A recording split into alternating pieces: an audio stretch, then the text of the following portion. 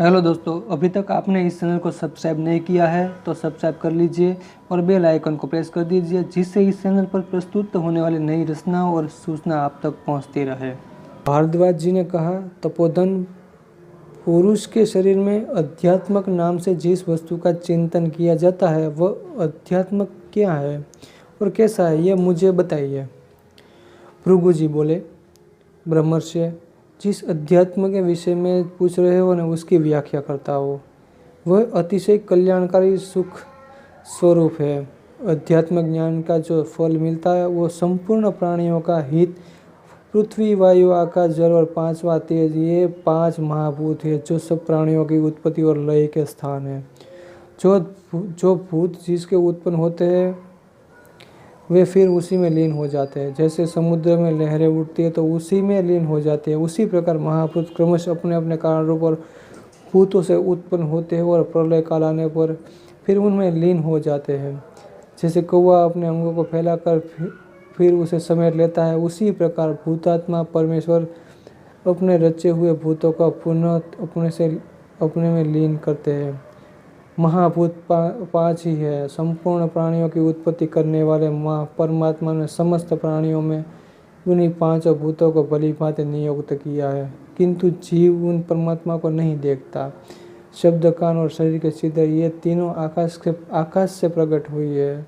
स्पर्श, चेष्टा और त्वचा, वे 3 वायु के कार्य है। रूप, नेत्र और पाक, वो 3 रूपों के तेज की उपलब्धि कही जाती है। रस, स्वेद, गीलापन और जीभ, वे 3 जल के गुण बताए गए। गंध, नासिका और शरीर, ये 3 भूमि के कार्य है। इंद्रिय रूप में 5 ही महाभूत है और 6ठा मन है। इस प्रकार श्रोत्रादि 5 इंद्रियों का और मन का ही परिचय दिया गया है।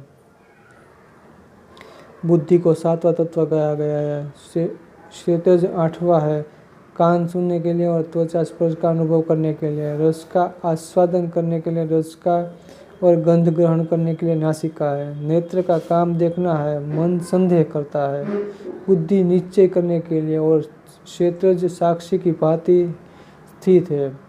दोनों पैरों से ऊपर सिर तक जो कुछ भी नीचे ऊपर सबको क्षेत्रज ही देखता है, वो क्षेत्रज आत्मा व्यापक है। इनमें उस संपूर्ण शरीर को बाहर भीतर से व्याप्त कर रखा है। पुरुष ज्ञाता है और संपूर्ण इंद्रियां उसके लिए ज्ञेय है। तम, रज और सत्व, ये सारे भाव पुरुष के आश्रित है। जो मनुष्य एक अध्यात्म ज्ञान को जान लेता है वह भूतों के आवागमन का विचार करके धीरे धीरे उत्तम शांति पा लेता है। पुरुष जिसमें देखता है वह नेत्र है, जिसका सुनना है वह श्रोत्र कान कहते हैं, जिसके सूंघता है उसका नाम प्राण नासिका है, वह जिह्वा से रस का अनुभव करता है और त्वचा से स्पर्श का जानता है। बुद्धि सदा ज्ञान या निश्चय कराती है। पुरुष जिससे कुछ अच्छा करता है वह मन है, बुद्धि इसका अधिष्ठान है। अंततः 5 विषय उस 5 इंद्रिया और पुस्तक कही गई है, जिसे सबका अधिष्ठाता चेतन क्षेत्रज्ञ इनके नहीं देखा जाता। प्रीति या प्रसन्नता सत्व गुण का कार्य है। शोक रजोगुण और क्रोध तमोगुण है। इन प्रकार के 3 भाव है। लोक में जो भाव है वो सब इन तीनों गुणों में आबद्ध है। सत्व, रज और तम, ये 3 सदा गुण प्राणियों के लिए भीतर रहते हैं। इसलिए सब जीवों में सात्विक, राजसी और तामसी, इन 3 प्रकार की अनुभूति देखी जाती है। तुम्हारे शरीर अथवा मन में जो कुछ प्रसन्नता संयुक्त है वह सात्विक भाव है। जो कुछ भी दुख से संयुक्त और मन को अप्रसन्न करने वाले है उसे रजोगुण का ही प्रकाश समझो। उससे अतिरिक्त जो कुछ मोह से संयुक्त हो, उसका आधार व्यक्त न हो, उसका जो ज्ञान में न आता हो वह तमोगुण है, ऐसा निश्चय करें। हर्ष, प्रीति, आनंद, सुख एवं चित्त की चिंता, इन भावों में सात्विक गुण समझना चाहिए। असंतोष, परिताप, शोक, लोभ और असहनशीलता, ये रजोगुण के चिन्ह हैं। अपमान, मोह, प्रमाद, स्वप्न, तंद्रा तथा भाव तमोगुण के भिन्न भिन्न कार्य है। जो बहुधा दोष की ओर जाता है उस मन के 2 स्वरूप है, याचना करना और संशय। जिसका मन अपने अधीन है वही लोक में सुखी होता है। मरने के बाद परलोक में भी उसे सुख मिलता है। सत्व बुद्धि तथा क्षेत्रज्ञ पुरुष ये दोनों सूक्ष्म हैं, जिससे इन दोनों का अंतर पार्थक्य ज्ञात हो जाता है। वह भी इनलोक और परमलोक को सुख का भागी होता है। इनमें एक को गुणी को सृष्टि करता है और एक नहीं करता। सत्व आदि गुण आत्मा को नहीं जानते, किंतु आत्मा सब प्रकार के गुणों को जानता है। यद्यपि पुरुष गुणों का दृष्टा मात्र है, यद्यपि बुद्धि के संसर्ग में वह अपने को उनका सृष्टा मानता है। इस प्रकार सत्व और पुरुष का संयोग हुआ, किंतु इसका पार्थक्य निश्चित है। जब बुद्धि मन के द्वारा इंद्रिय रूपी घोड़ों को रास खींचती है, तब परिपाटी काबू में रखते हैं। उस समय आत्मा प्रकाशित होने लगता है, जो मुनि प्राकृत कर्मों का त्याग करके सदा आत्मा के ही रमण करता है। वे संपूर्ण भूतों का आत्मा होकर उत्तम गति को प्राप्त हो जाता है। जैसे जलचर पक्षी जल में लिप्त नहीं होता, उसी प्रकार शुद्ध बुद्धि पुरुष लिप्त नहीं होता। वह संपूर्ण प्राणी को अनासक्त भाव से रहता है।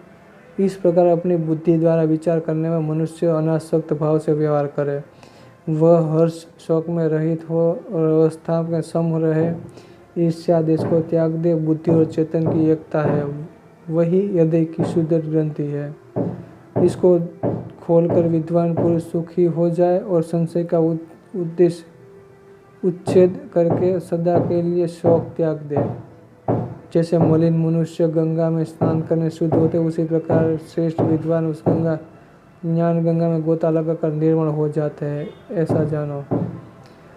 उस तरह के जो मनुष्य उत्तम अध्यात्म को इसको ज्ञान को जानते हैं, वे केवल प्राप्त होते हैं। ऐसा समझकर सब मनुष्य संपूर्ण भूतों को आवागमन दृष्टि रखते हैं, बुद्धिपूर्वक विचार करें, इससे धीरे धीरे शांति प्राप्ति होती है। जिनका अंतःकरण पवित्र नहीं है, वे मनुष्य फिर भिन्न भिन्न विषयों में और प्रवृत्त हुई इंद्रियों में यदि पृथक पृथक आत्माओं की खोज करता चाहे तो उन्हें इस प्रकार का आत्मा का साक्षात नहीं हो सकता। आत्मा तो इन सब इंद्रिय मन और बुद्धि का साक्षी होने के कारण उसने परे है। ऐसा जान लेने पर ही मनुष्य ज्ञानी हो सकता है। उस तत्व को जान लेने पर मनीषी पुरुष अपने को कृत्य मानते हैं। अज्ञानी पुरुषों को जो महान भय प्राप्त होता है, वह ज्ञानी को नहीं प्राप्त होता। जो फल की इच्छा और आसक्ति का त्याग करके कर्म करता है, वह अपने पूर्वकृत कर्म बंधन को जला देता है। ऐसा पुरुष यदि कर्म करता है तो उसका किया हुआ कर्म प्रिय तथा अप्रिय फल नहीं उत्पन्न कर सकता। यदि मनुष्य अपनी आयु भर लोक को सताता है, वो कर्म में लगे हुए उन पुरुष का वह शुभ कर्म उसके लिए यहाँ शुभ फल ही उत्पन्न करता है। देखो, कुशल पुण्य करने से कोई भी शोक में नहीं पड़ता, परंतु यदि उसमें पाप बनता है तो सदा के लिए भयपूर्ण स्थान प्राप्त होता है।